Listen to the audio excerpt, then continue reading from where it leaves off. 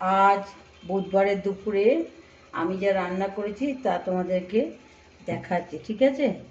এই হলো ছোট্ট এক ডেকচি ভাত। এরপরে আছে উচ্ছের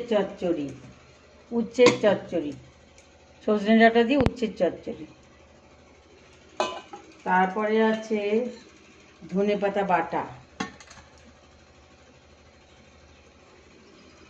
এরপরে আছে কলমি শাক।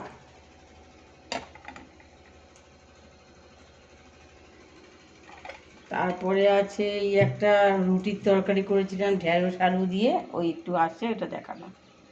এরপরে আছে পাবদা মাছ আর চিংড়ি মাছ সর্ষে বাটা দিয়ে, সর্ষে, সাদা সর্ষে, কালো সর্ষে আর কাঁচা লঙ্কা বেটে করা হয়েছে। কেন চিংড়ি মাছ আর পাবদা মাছ একসঙ্গে? কারণ কালকে বৃহস্পতিবার, তারপরে পূর্ণিমা লেগে যাচ্ছে, আমরা ওই দিনকে ননভেজ খাই না, তার জন্যই করেছি। এই নাও তোমরা দেখো।